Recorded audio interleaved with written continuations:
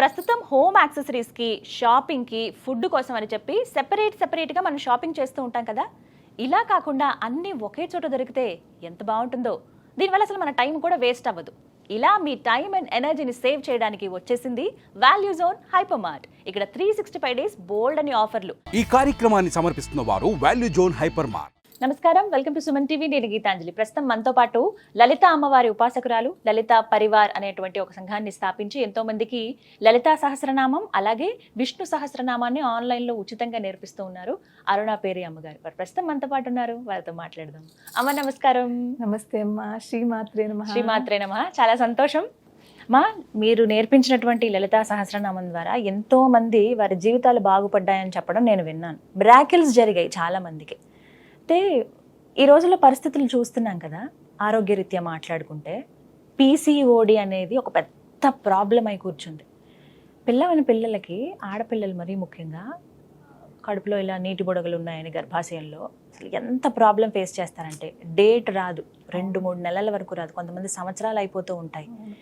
ఏంటో సమస్య తెలీదు, దానికి ఒక మెడిసిన్ ఉండదు, ఏం తినాలో, ఏం తింటే తగ్గుతుందో తెలీదు, మందులు ఏమైనా వాడాలా, ఇలా రకరకాల ప్రాబ్లమ్స్. అవి ఒకరికుంటే, మేనత్తలకుంటే మళ్ళీ పిల్లలకి రావటము, అమ్మ వాళ్ళకుంటే ఇలా రావడం కూడా చూస్తున్నాం. ఈ ప్రాబ్లం ఎలా అయిపోయిందంటే, పెళ్ళైన తర్వాత పిల్లల కోసం వేచి చూడాల్సి వస్తుంది సంవత్సరాల పాటు. ఫెర్టిలిటీ సెంటర్లు చూస్తున్నాం కదా, నార్మల్ హాస్పిటల్ కన్నా అక్కడ ఎక్కువ మంది ఉంటున్నారు సంతానలేమి సమస్యతో బాధపడేవాళ్ళు. అసలు చాలా బాధ అనిపిస్తుంది, ఎందుకంటే ప్రతి ఆడపిల్లకి అమ్మ అని అనిపించుకోవాలని ఉంటుంది ఖచ్చితంగా. అది పరిపూర్ణ మహిళగా భావిస్తాం మనం.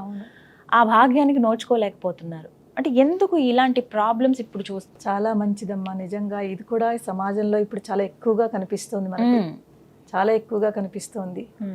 దీనికి ఒక మెయిన్ రీజన్ నాకు ఏంటనిపిస్తుంది అంటే, ఒకటి కొంచెం లేట్ మ్యారేజెస్ కూడా కారణం అయి ఉంటుంది. పూర్వం రోజుల్లో ఒక టైం టు టైం పిల్లల్ని చూసుకుని వాళ్ళు మ్యారేజెస్ చేసేవారు. వాళ్ళు అండర్స్టాండింగ్ ఎక్కువ ఉండేదమ్మా, భార్యాభర్తల్లో అండర్స్టాండింగ్ ఉండేది. తర్వాత ఒక రెస్పాన్సిబిలిటీ, ఒకళ్ళకొకళ్ళు రెస్పాన్సిబిలిటీగా ఉండేవారు. ఇవన్నీ ఉండేది కాబట్టి ఈ ప్రాబ్లమ్స్ ఉండేది కాదు. చిన్న చిన్న కష్టాలున్నా హ్యాపీగా ఉండేవారు. అవును. ఇప్పుడు ఏంటంటే ఈ అండర్స్టాండింగ్ తక్కువైపోయింది. మెయిన్ భార్యాభర్తల్లో సరైన అండర్స్టాండింగ్ లేక, సరిగ్గా వాళ్ళు ఒకళ్ళతో ఒకళ్ళు మంచిగా ఉండక, ఒకటి ఫస్ట్ ప్రాబ్లం అక్కడి నుంచి స్టార్ట్ అవుతుంది. Second late marriages. Late marriages వల్ల కూడా మన బాడీ ఉంటుంది కదా, ప్రతి దానికి ఒక టైము, ఈ పీరియడ్ ఇది, ఈ పీరియడ్ ఇది ఇలాగా.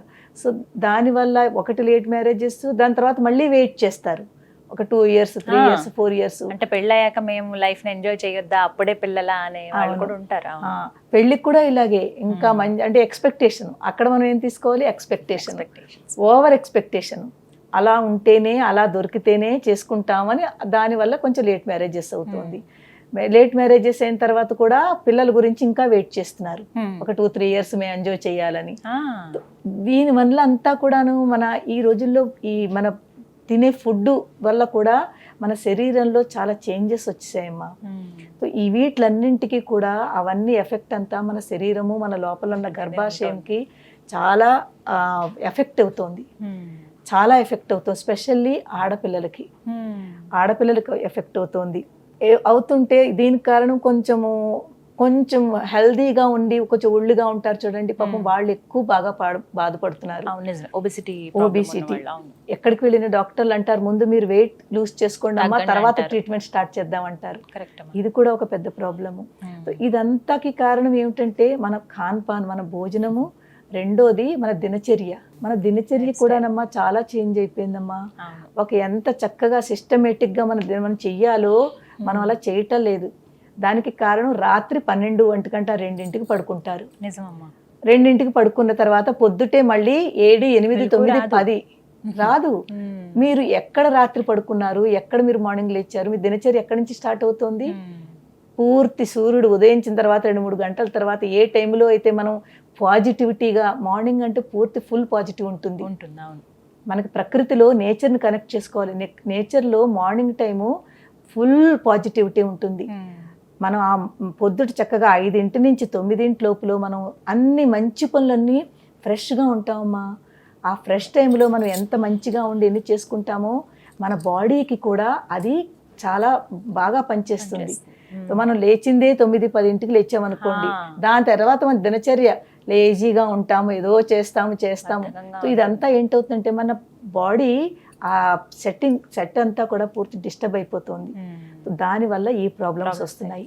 అయితే ఇందులో మిమ్మల్ని అంటే ప్రత్యేకించి ఈ ప్రశ్న మిమ్మల్ని ఎందుకు అడిగానంటే, లలిత అమ్మవారి సహస్రనామాల్లో ఒక్కోటి ఏదో ఒకదానికి ఒక సొల్యూషన్ ఉంటుంది అని విన్నానమ్మా. ఇందులో ఎవరైతే ఈ పీసీఓడి సమస్యతో బాధపడుతున్నారో అలాంటి వాళ్ళకి అమ్మవారి నామాలు ఏవైనా ఉన్నాయా, అవి నిత్యం స్మరించుకునేలాగా, ఆ సమస్య నుంచి బయటపడేలాగా?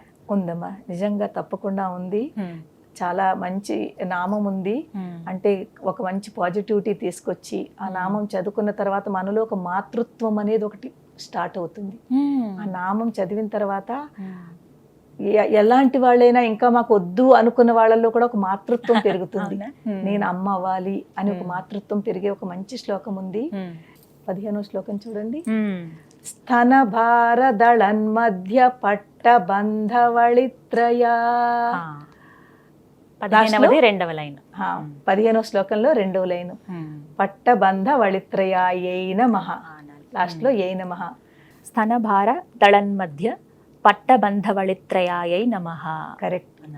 ఇక్కడ ఏం చెప్తున్నారంటే అమ్మవారి యొక్క స్థానములు అంటే మనకి ఒక తల్లి ఒక పిల్లని, ఇద్దరు పిల్లని పెంచడానికి తన స్తనపాలనిచ్చి ఎంత కష్టపడుతుందో, మన ఇంట్లో మన పిల్లని మనం అందరం పెంచుతున్నామంటే ఒక పిల్లలకే మనం అయ్యో బాబోయ్ ఎంత కష్టంగా అన్నమాట, ఎంత కష్టంగా పెంచుతూ ఉంటామో. పిల్లల్ని పెంచడం అనేది ఇప్పుడు ఒక టార్గెట్ అయిపోయింది ఈ రోజుల్లో. పిల్లల్ని పెంచడం మరీను మా టైం కంటే ఈ జనరేషన్ టాస్క్ అయిపోయింది.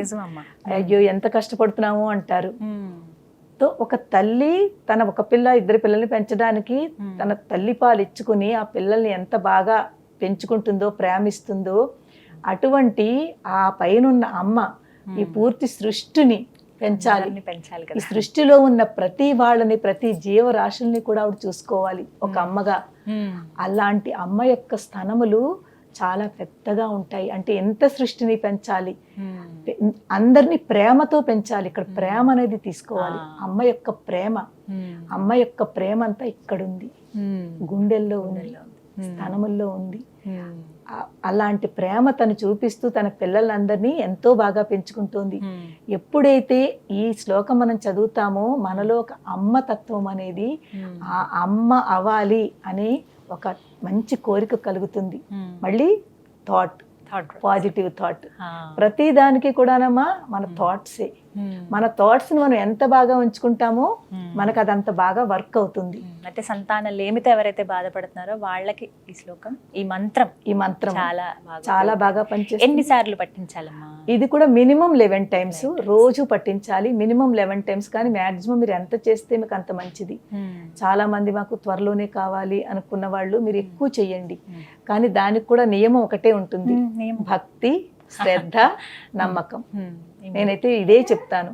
మీరు భక్తిగా ఒక చోట కూర్చుని నేను అమ్మవారి నామ మంత్రం చదువుతున్నాను, నడుస్తూ ఇటు అటు చదువుతూ అలా కాకుండా, వీళ్ళ మీద వాళ్ళకేసి చూస్తూ అలా కాకుండా ఒక చోట కూర్చుని నేను ఇది ఒక మంత్రాన్ని నేను చదువుతున్నాను, నాకు తల్లి కావాలి, నేను తల్లిని అవ్వాలి, ఆ కోరికతోటి ఈ శ్లోకం చదవండి. తప్పకుండా అమ్మవారు మీకు సంతాన ప్రాప్తి కలిగిస్తుంది. అంటే ఒక మాట అడుగుతుంటారు, ఎన్ని రోజులు ఇలా చెయ్యాలి మేము? మీకు అయ్యే వరకు చెయ్యండి అమ్మా. కానీ దానికి కూడా మళ్ళీ క్వశ్చన్ వస్తుంది, నేను చాలా రోజులై చేస్తున్నాను నాకు అవ్వట్లేదని అంటారు. కానీ చూడండి అమ్మా, ప్రతిదీ కూడా మనకి ఏది ఎవరికి ఎక్కడ ఎంత దొరకాలో అంత అమ్మ చూసుకుంటుంది. ఎవరికి ఎంత ఇవ్వాలో అంత ఆవిడ ఇస్తుంది, ఎప్పుడు ఇవ్వాలో అప్పుడు ఇస్తుంది. అమ్మని ప్రార్థిస్తే చాలు, ముందుగా అమ్మని ప్రార్థిస్తే మనకి ఎంత ఇవ్వాలో ఎప్పుడు ఇవ్వాలో అంత ఆవిడ చూసుకుంటుంది. అలా అని చెప్పి అమ్మే చూసుకుంటుంది కదా అని మనం ఏమీ చేయకుండా నేను హాయిగా భోజనం చేస్తూ కూర్చుంటాను, అది కాదు. మనం కూడా అమ్మని అమ్మ అని పిలిస్తే కదమ్మా అమ్మ వస్తుంది. ఇప్పుడు రూమ్ ఎక్కడో అమ్మ రూమ్ లో కూర్చుంది, మన అమ్మ కూర్చుంది, ఆవిడ తన పని చేసుకుంటోంది, నాకు ఏదైనా అవసరం ఉంది అమ్మా అని పిలుస్తానా లేదా? అప్పుడు అమ్మ ఏం కావాలమ్మా అంటుంది. మన అమ్మ మనకు వచ్చి అమ్మాయినా పెట్టదు అంటారు. అమ్మ అంటుంది కదా, చెప్పమ్మ నీకు ఏం కావాలమ్మా అంటుంది. అంతేకాని అమ్మ ఎక్కడో కూర్చుంది, నువ్వేమో ఇక్కడే కూర్చుని నాకు అమ్మ ఇచ్చేయి అంటే నువ్వు వచ్చేయంటే ఎలా వస్తుంది? తో అందు గురించి ఆ అమ్మని కూడా తలుచుకోవాలంటే మనం మన లోపల ఉన్న ప్రేమతోటి ఆవిడని పిలవాలి. ఆ ఎఫెక్షన్, ఆ ఒక తల్లి ఎఫెక్షన్ ఎలా ఉంటుందో ఆ అమ్మతో కూడా అంత కనెక్టివిటీ పెంచుకుని ఆ అమ్మని ప్రేమతో అడగాలి. అదే ఓన్లీ ఆడవాళ్ళు ఒక్కళ్ళే కాదు, ఇద్దరు కూడా, భార్యాభర్తలు ఇద్దరు కూడా. ఎందుకంటే సంతానం కావాలంటే ఒక్కళ్ళతోటి కాదు కదమ్మా, ఇద్దరు ఆ ఎఫెక్షన్ పెట్టుకోవాలి, ఆ నమ్మకం పెట్టుకోవాలి. భార్యాభర్త ఇద్దరు ఇలా ఇద్దరు కూడా చదవచ్చును. ఇద్దరు కూడా చదివి ముందు అందరికంటా ముందు వాళ్ళిద్దరిలో అండర్స్టాండింగ్ ఉండాలి. ఇద్దరు అనుకోవాలి, ఇద్దరిలోనూ మంచి థాట్ రావాలి, మాకు పిల్లలు కావాలి. ఒక్కళ్ళే అనుకుని రెండో వాళ్ళు అనుకోకపోతే లేదు. ఈ మధ్యనే నేను ఒక చోటకి వెళ్ళాను, న్యూలీ మ్యారీడ్ వాళ్ళు. న్యూలీ అంటే ఒక 3 years అయింది. 3 years అయితే పాపం వాడు కావాలి, అమ్మాయికి చాలా ఉంది, నాకు పిల్లలు కావాలి, పిల్లలు కానీ ఇంకా అతనిలో ఇంకా అది రాలేదు, థాట్ రాలేదు. ఇంకా ఎందుకంత కంగారు పడుతున్నావు, ఇంకా 3 ఏళ్లే కదా అయింది, ఏం కంగారు, అతనిలో ఆ థాటే రాలేదు. అలాంటప్పుడు ఎలాగమ్మా, ఇద్దరిలోనూ ఆ థాట్ వచ్చి మాకు కావాలి అనుకుంటున్నప్పుడే కదా. ఎప్పుడైతే ఆ థాట్ ఇద్దరిలోనూ కనిపిస్తుందో అప్పుడు అవుతుంది. కానీ ఒకళ్ళలోనే ఉండి నీకు నువ్వు వెయిట్ చెయ్యి, ఇప్పుడు వద్దు ఇది అది అనుకుంటే అవ్వదు. అలాంటి వాళ్ళు కూడా ఉన్నారు ఇప్పుడు. పిల్లలు కావాలి అని ఒక తల్లి అనుకుంటే కాదు కదా, భార్యాభర్త ఇద్దరు అనుకోవాలి. ఇది కూడా ఒక పవిత్ర బంధం కదమ్మా. అదే అర్థం చేసుకోవట్లేదమ్మా ఇప్పుడున్న భార్యాభర్తలు. ఈ పవిత్ర బంధాన్ని అర్థం చేసుకోవాలి. ఇది మనకి ఒక చక్కటి మన సంసారాన్ని మనం ముందుకు తీసుకెళ్లే ఒక ప్రయత్నం మనం చెయ్యాలి. ఈ శివుడు మనకి, అమ్మవారు మనకి ఇంత పెద్ద సృష్టి ఎందుకు చేస్తోంది, సృష్టిలో మన అందరినీ ఎందుకు తీసుకొచ్చింది, మనందరము కూడా మన సంసారాన్ని ఇంకా అభివృద్ధి చెందడానికి, సంసారంలో సైక్లింగ్ ఇలాగ నడవాలనే కదా. సో దాన్ని మనం అర్థం చేసుకుని, పవిత్ర బంధాన్ని అర్థం చేసుకుని కాస్త ప్రేమగా, ఎక్కడ ప్రేమ కావాలో అంత కాస్త ప్రేమ ఇచ్చి మీరు చేస్తే మీకు తప్పకుండా సక్సెస్ అవుతుంది, మీకు సంతాన ప్రాప్తి కలుగుతుంది. ఈ నామం చదువుకోండి, ఈ 11 సార్లు మినిమం చదవండి, దానికంటే ఎక్కువ చదువుకున్నా పర్లేదు, అవుతుంది. మీకు ఏ ప్రాబ్లంలు ఉన్నా పర్లేదు, అమ్మవారు చూసుకుంటుంది. ఆ నమ్మకంతో భక్తితో మీరు పాటించాలి. చాలా చక్కగా వివరించారమ్మా, ధన్యవాదాలు. శ్రీ మాత్రే నమః.